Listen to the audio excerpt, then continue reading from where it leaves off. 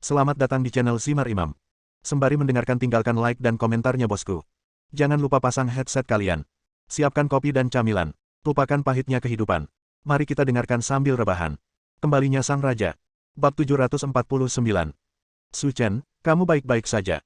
Kepala Fred dipenuhi keringat dingin karena kesakitan, dan dia mengertakkan gigi dan berkata, awalnya aku tidak ingin melakukan apapun di sini, tapi kamu memaksaku melakukan semua ini. Karena Carlo, Fred tidak takut pada Su Chen. Namun dia tahu bahwa ini adalah wilayah Tiongkok dan dia tidak bisa melangkah terlalu jauh. Saya ingin memancingnya ke tempat sepi dan membiarkan Templar Carlo membunuhnya. Tapi ini dia. Saya tidak perlu, saya punya banyak kekhawatiran.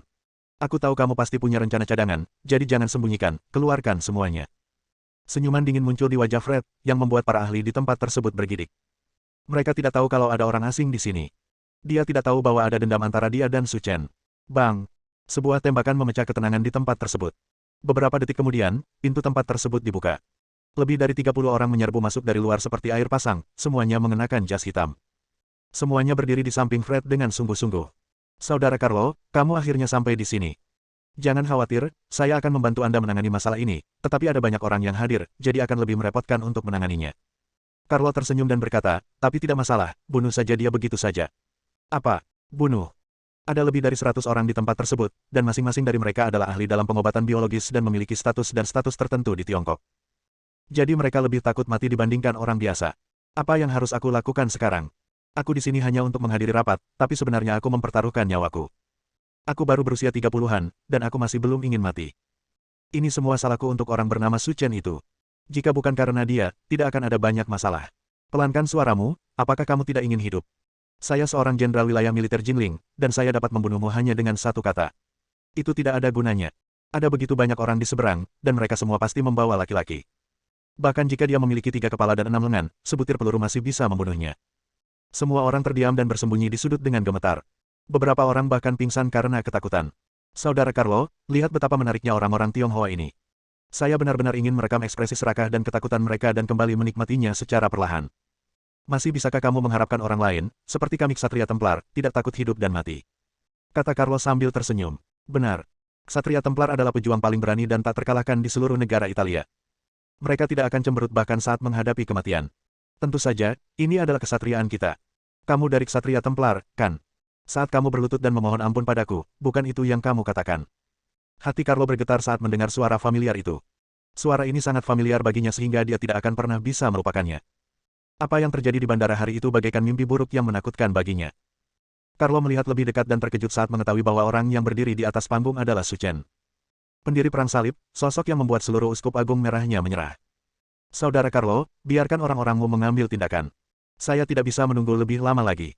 Begitu dia meninggal, rencana saya akan berhasil. Berdebar. Carlo berlutut tanpa ragu-ragu, dan bersama lebih dari 30 anggota Ksatria Templar, membenamkan kepala mereka dalam-dalam ke tanah, suara mereka bergetar. Tuan, Su, kami tidak tahu Anda ada di sini. Tolong beri kami kesempatan untuk hidup. Tempat itu sangat sunyi, seolah-olah ada pin yang dijatuhkan. Hati Fred hampir ketakutan dan dia tidak mengerti apa yang sedang terjadi. Saudara Carlo, mengapa kamu berlutut untuknya? Kamu adalah anggota Ksatria Templar. Bagaimana kamu bisa berlutut untuk siapapun kecuali Uskup Agung Merah? Patah. Carlo membuangnya dengan santai dan menamparkan Fred. Biar saya beritahu Anda, meskipun kami, Uskup Agung Merah, ada di sini, kami masih harus berlutut untuk berbicara dengan Tuan Su, dan siapa saya. Bagaimana saya bisa memenuhi syarat untuk berbicara sambil berdiri? Begitu kata-kata ini keluar, seluruh tempat menjadi sunyi senyap. Para ahli yang bersembunyi di sudut tercengang, dan hanya satu kalimat yang membuat pihak lain berlutut. Dari mana asal-usul jenderal daerah militer Jinling ini? Bahkan Uskup Agung Merah harus berlutut untuk berbicara. Fred adalah penduduk asli Italia, jadi dia tahu betul status Ksatria Templar di seluruh negara Italia. Dan Uskup Agung Merah mereka setara dengan keberadaan dewa.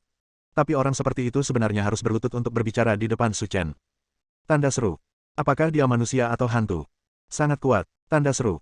Merindukanmu adalah kesalahan yang tidak disengaja. Aku tidak akan meminta pertanggungjawabanmu hari ini. Tapi pria bernama Fred ini sangat tidak menyenangkan bagiku. Ayo kita singkirkan dia, kata Su Chen dengan tenang.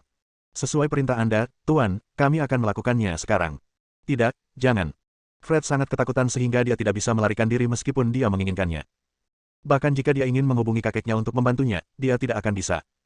Fred sangat benci dan membenci dirinya sendiri karena mencari kematian. Jika konspirasi ini ditarik secara diam-diam, tidak akan ada banyak hal.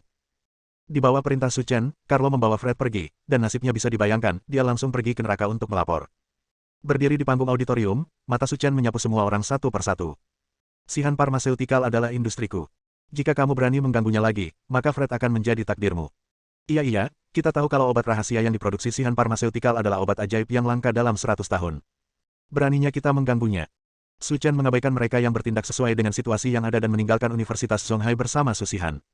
Setelah kejadian kali ini, tidak ada lagi yang berani memikirkan Sihan Pharmaceutical.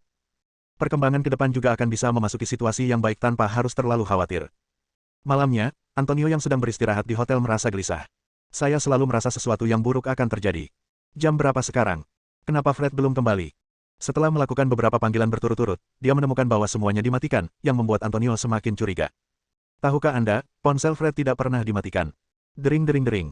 Ponsel Antonio berdering, dan ketika dia melihat nomor di ponselnya, mau tak mau dia terlihat terkejut. Apakah ini Antonio? Saya Carlo dari Ksatria Templar. Tuan Carlo, saya mengenal Anda sekarang telah dipromosikan menjadi pemimpin Ksatria pertama, kata Antonio sambil tersenyum. Saya menelepon Anda untuk memberitahu Anda bahwa cucu Anda Fred telah meninggal. Tolong ambilkan jenazahnya untuknya. Bab 750. Apa katamu? Fred sudah mati. Antonio tampak panik dan ambruk di tempat tidur. Untuk sementara, dia tidak bisa menerima kenyataan bahwa dengan kemampuan cucunya, bagaimana dia bisa mati di Tiongkok tanpa alasan. Siapa yang membunuh cucuku? Aku ingin membalaskan dendamnya. Ekspresi sangat marah muncul di wajah Antonio, Fred adalah satu-satunya cucunya. Dia tidak bisa menerima ini dengan tenang. Antonio, mengingat Anda masih berteman dengan Kardinal Uskup Agung kami, saya menyarankan Anda untuk menyerah dalam masalah ini. Tuan Carlo, apa maksud Anda? Karena Fred memprovokasi seseorang yang seharusnya tidak dia provokasi, dia harus mati. Terjadi keheningan di kedua sisi telepon selama beberapa detik, dan akhirnya Antonio berbicara. Tuan Carlo, saya mampu menangani masalah ini, selama Anda memberitahu saya nama pembunuhnya. Namanya Su Chen. Jika kamu memiliki kemampuan, balas dendam. Semoga beruntung. Carlo menutup telepon, tidak berencana mengatakan apapun lagi kepada Antonio. Jika dia benar-benar berani membalas dendam, maka hidupnya sudah memasuki hitungan mundur. Setelah menutup telepon, Antonio berpikir keras. Terlihat jelas dari nada bicara Carlo bahwa dia juga sangat mengkhawatirkan identitas si pembunuh. Ini juga berarti bahwa jika Anda meminta orang-orang dari Ordo Templar datang untuk membalas dendam, mereka mungkin tidak akan berani melakukan tugas ini.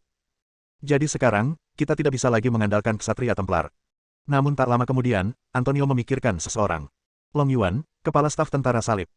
Di dunia gelap, semua orang menyebarkan rumor bahwa Long Yuan, orang kedua di komando tentara salib, adalah monster yang sangat kuat. Terlebih lagi, kekuatan tentara salib jauh lebih kuat dibandingkan dengan Ksatria Templar. Jika Anda bisa meminta bantuannya, Anda akan memiliki kesempatan untuk membalas dendam. Memikirkan hal ini, Antonio langsung menghubungi nomor telepon Long Yuan. Apa yang kamu inginkan dariku? Suara berat Long Yuan terdengar, membuat takut rambut Antonio. Tuan Long Yuan, ada yang salah di sini, dan saya ingin meminta sedikit bantuan dari Anda, kata Anthony dengan gemetar. Sikapnya terhadap Carlo sangat berbeda. Ada apa? Tuan Long Yuan, cucu saya Fred terbunuh di Tiongkok, tetapi pembunuhnya sangat kuat. Saya tidak punya cara untuk membalas dendam, jadi saya hanya bisa meminta Tuan Long Yuan membantu saya. Apakah kamu tahu siapa pembunuhnya? Itu adalah pria bernama Su Chen.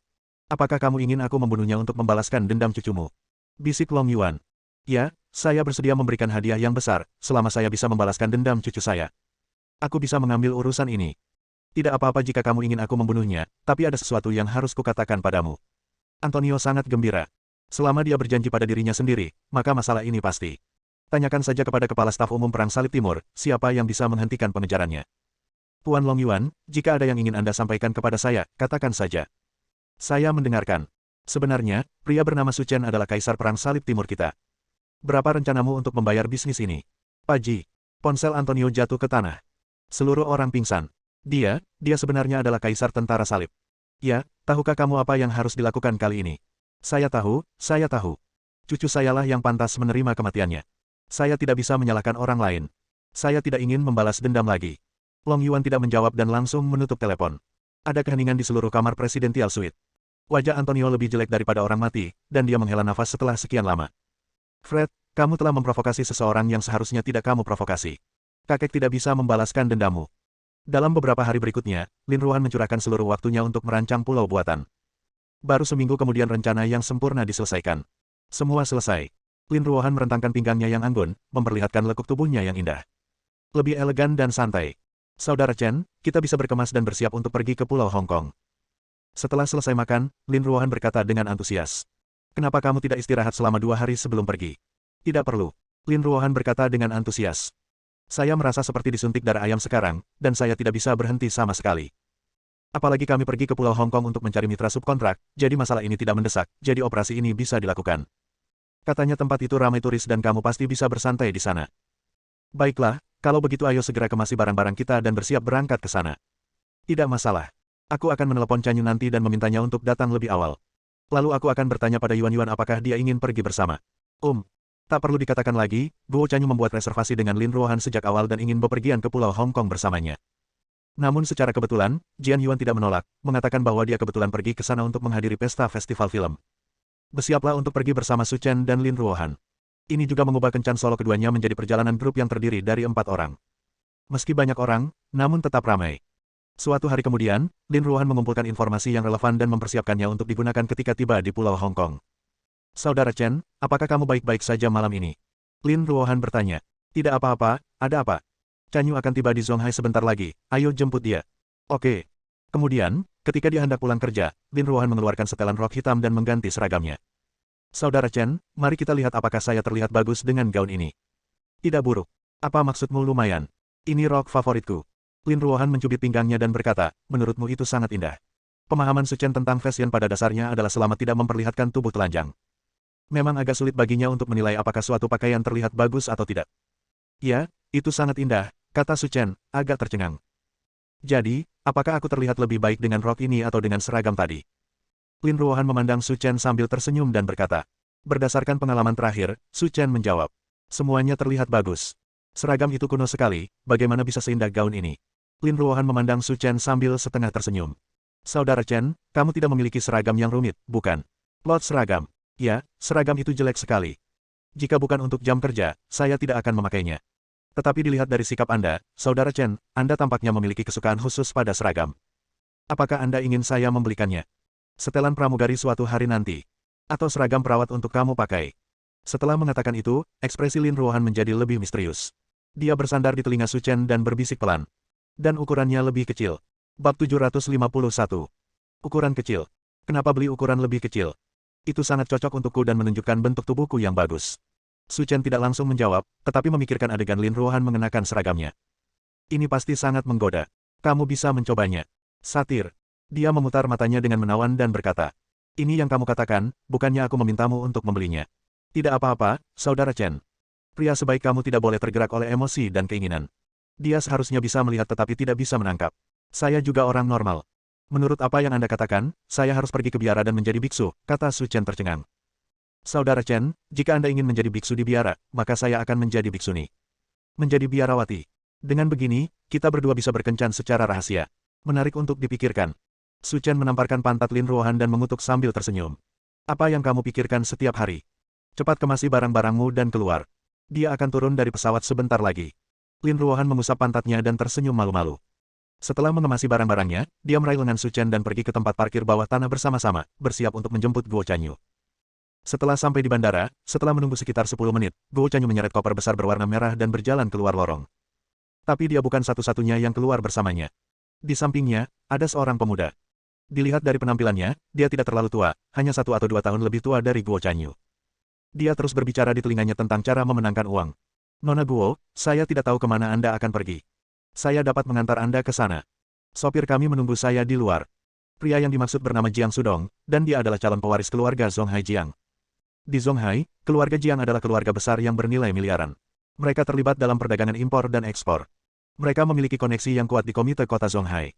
Hal ini juga membuat bisnis keluarga Jiang di Zonghai makmur dan populer di industri ini cukup terkenal.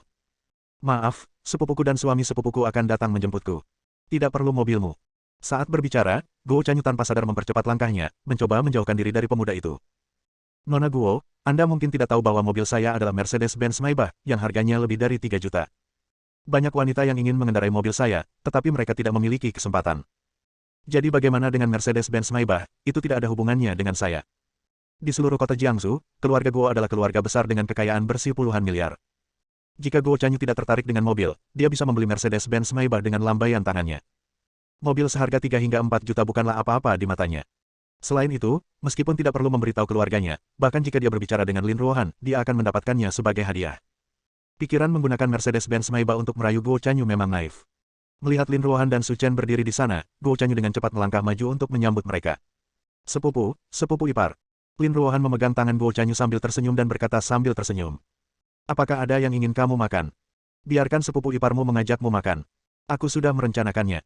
Saat aku sampai di wilayah sepupu iparku, tentu saja aku akan memberinya makanan enak, kata Guo Chanyu tanpa rasa malu atau tidak sabar. Tidak masalah, karena sepupu iparmu ada di sini, kamu bisa berjalan ke samping di Zonghai. Lin Ruohan menutup mulutnya dan terkekeh, dia hanyalah seorang maniak yang memamerkan suaminya. Su Chen tidak mengatakan apapun tentang ucapan kedua orang itu. Melihat seluruh Zonghai dan wilayah pesisir, saya memang telah mencapai titik di mana saya bisa berjalan ke samping. Nona Guo, saya baru saja mendengar Anda mengatakan bahwa Zonghai adalah wilayah sepupu ipar Anda. Tepat ketika mereka bertiga hendak berbalik dan pergi, Jiang Sudong datang. Ada sedikit ejekan di wajahnya. Dia tidak menganggap serius kata-kata Guo Chanyu. Dilihat dari cara berpakaian pria ini, dia terlihat seperti pekerja kantoran senior. Dan dilihat dari fakta bahwa dia bahkan tidak memiliki jam tangan di pergelangan tangannya, dia jelas bukan orang sukses. Memikirkan hal ini, Jiang Sudong merasa bangga. Pada hari ulang tahunnya bulan lalu, ayah saya memberi saya sepotong Vacheron Konstantin yang bernilai lebih dari 1 juta yuan. Dibandingkan dengan dirinya sendiri, pria di depannya bukanlah apa-apa.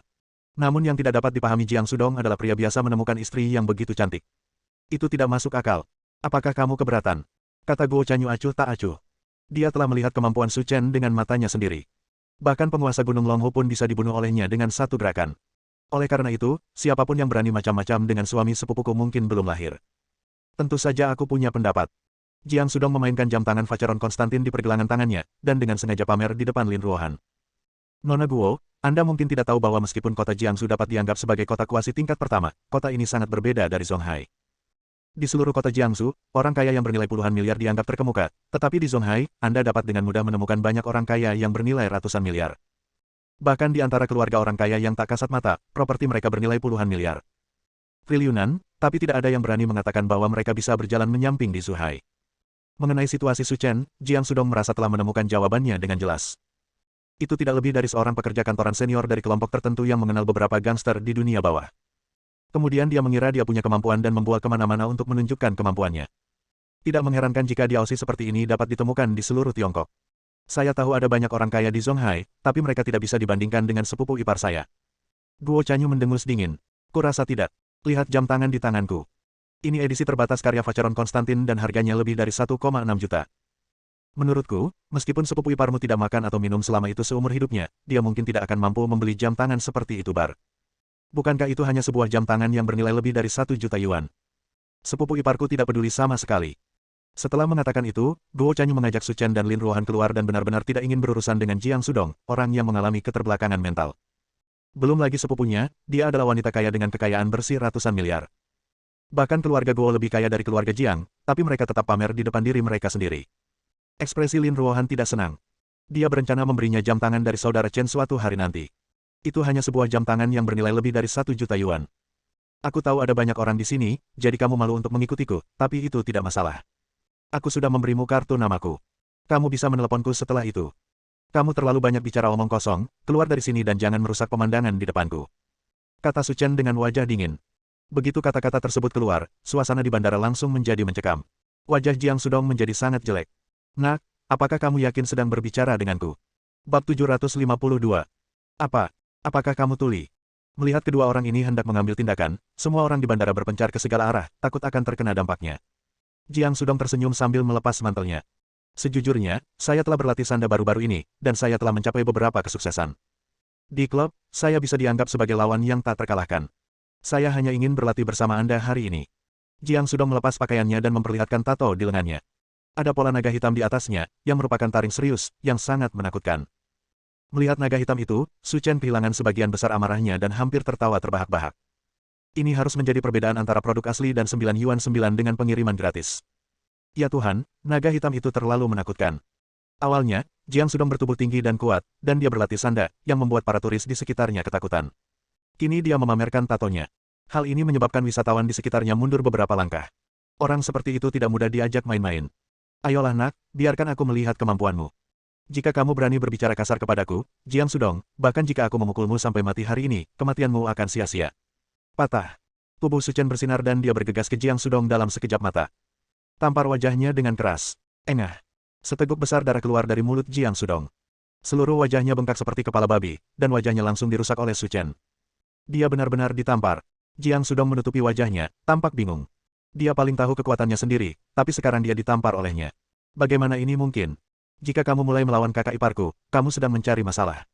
Guo Chanyu memiliki ekspresi bangga di wajahnya, dan dia memandang Jiang Sudong dengan tangan terlipat di dada, seperti anjing yang berduka.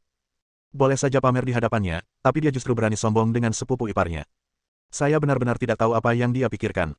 Sialan, dia baru saja berhasil melakukan serangan diam-diam, kalian harus berhenti bersikap sombong dan berpuas diri. Menyeka darah dari sudut mulutnya, Jiang Sudong menahan rasa sakit di wajahnya, mengayunkan tinjunya lagi, dan bergegas menuju Su Chen. Hutong. Su Chen mengangkat kakinya dan menendang Jiang Sudong. Tubuh yang terakhir terbang seperti bola. Adegan ini mengejutkan yang lain dengan rahang ternganga. Jika serangan diam-diam berhasil pertama kali, maka kali ini akan menjadi kemenangan telak dalam hal kekuatan. Meskipun semua orang ngeri melihat ini adalah hasil dari belas kasihan Su Chen. Karena ada begitu banyak orang di sini, dia tidak ingin menimbulkan keributan di kota, jika tidak, Jiang Sudong akan menjadi mayat sekarang. Jika Anda tidak yakin, berdirilah dan lanjutkan. Tidak, jangan berkelahi lagi. Jiang Sudong mundur dengan tangan dan kakinya. Setelah pertarungan tadi, dia dengan jelas menyadari bahwa dia bukan tandingan pria ini. Jika pertarungan berlanjut, dia pasti akan mati. Su Chen tersenyum, memandang Jiang Sudong dan berkata, "Tato tidak boleh dilakukan sembarangan, apalagi pola naga hitam, apalagi tato." Setelah mengatakan itu, Su Chen pergi bersama Lin Ruohan dan Guo Chanyu. Dan adegan ini juga membuat iri orang lain, membuat setiap wanita di bandara orgasme. Dia tidak hanya tampan, tapi dia juga bisa bertarung, itu keren sekali. Melihat ketiga orang itu pergi, mata Jiang Sudong juga menjadi dingin. Sial, jika kamu berani menyerangku di Zonghai, aku tidak akan melepaskanmu. Setelah keluar dari bandara, mereka bertiga masuk ke BMW M6 milik Su Chen dan bersiap mencari tempat makan. Kakak ipar, dengan kekayaan bersihmu, mengendarai mobil seharga lebih dari 1 juta yuan itu terlalu murah, kata Guo Chanyu. Sepupu iparmu adalah orang yang rendah hati dan tidak suka pamer.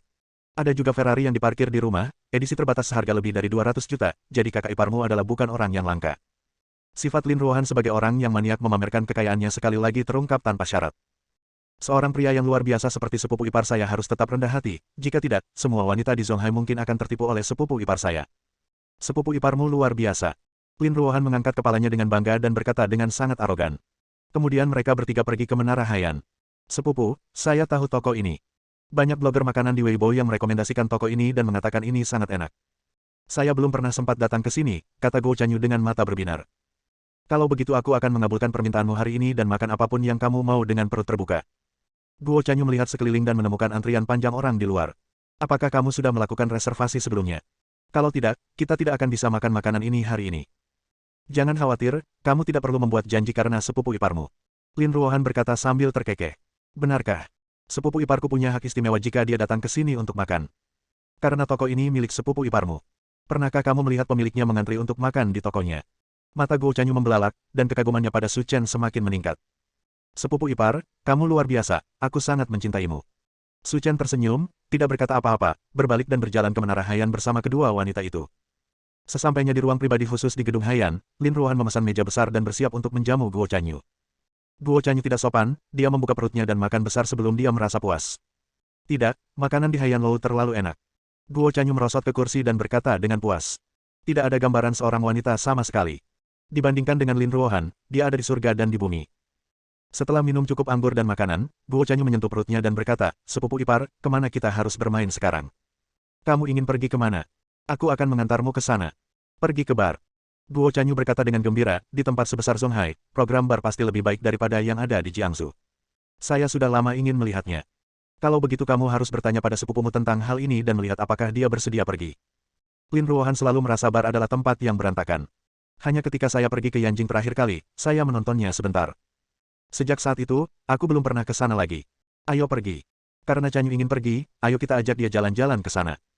Su Chen mengangguk, lalu membawa Guo Chanyu dan Lin Ruohan ke bar terbesar di kota Zonghai, Yemei Bar. Yemei Bar dibagi menjadi 4 lantai. Lantai atas dan bawah saling terhubung tanpa sekat di antaranya. Berdiri di lantai 2, Anda bisa melihat ke lantai dansa di bawahnya. Banyak orang yang berniat jahat suka berdiri di sini dan melihat mangsa di bawah. Jika Anda menemukan yang tepat, Anda akan mengambil tindakan. Di sekitar lantai 2 terdapat lebih dari 20 kamar pribadi dengan berbagai ukuran. Untuk digunakan oleh tamu yang membutuhkan. Di lantai 3 dan 4 terdapat kamar pribadi kelas atas. Mengenai kegunaan kota-kota itu, tidak perlu dikatakan lagi di mata orang-orang yang cerdas. Beberapa transaksi abu-abu dilakukan di sana. Oleh karena itu, banyak bos besar di Zonghai yang suka membicarakan bisnis di lantai 3 dan 4 Yemei Bar. Dan tingkat keberhasilannya sangat tinggi. Bersambung,